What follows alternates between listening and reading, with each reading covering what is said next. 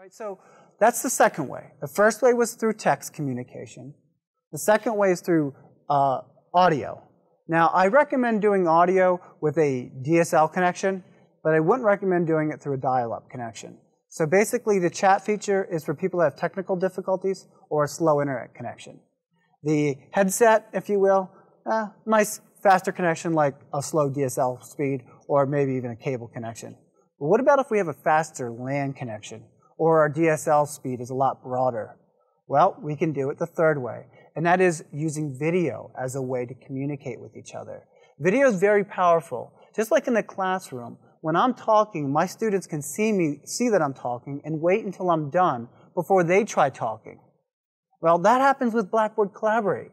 With the only communication tool that you use is vocal or audio, students don't know who's really talking. So they have to look at the participation screen to see the little microphone icon flashing on and off. But what if I want to see who's talking? Well, once again, go up to Tools, come to the bottom of the menu, hover over Video, click on Camera Settings, and you'll see, once again, in this right area, I have the ability to choose what camera I want Blackboard to use. Since I only have one camera plugged in, I only have one choice. So I'm going to choose this generic webcam, and underneath it, I'm presented with a different frame rate. Let me give you a little side explanation of what frame rates are and when to adjust them.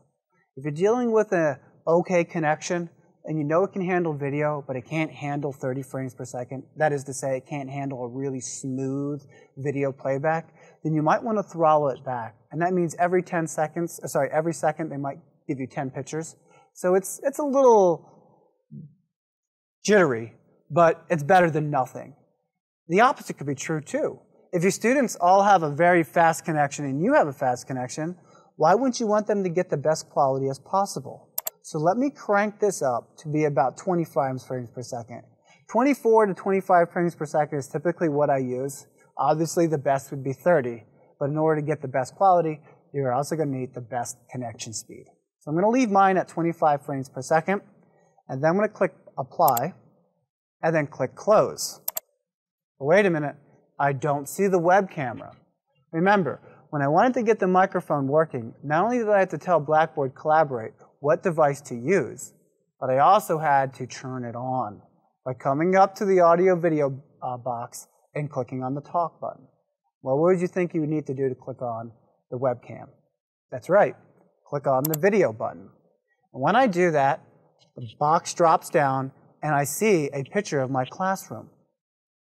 What if I want this picture to be bigger? Well, remember how we made the chat box bigger? I clicked and held on the name of the box, I dragged it over here to this content area, and I let go. And then I grabbed any one of the corners, or edges, clicked and hold, and dragged it until I got a screen that I was happy with. You'll notice that Blackboard Collaborate doesn't do anything in HD. HD will require more bandwidth and more storage. So you have to make sure that when you use your web camera, it's set in standard definition mode. Standard definition mode is going to give you some kind of picture. The quality isn't going to be that great. And as you make that box bigger and bigger, the quality or the image will it'll start to pixelate. So I try to find a compromise between, can I see everybody and is the quality okay? I'm happy with this, but there's one problem with it. Right now it's overlapping my content panel. And in this particular situation, I'm all right with that because nothing's happening. But maybe there's something is. Maybe something is happening behind it, I can't tell. What if my moderator, the person running the meeting, decides to send me content?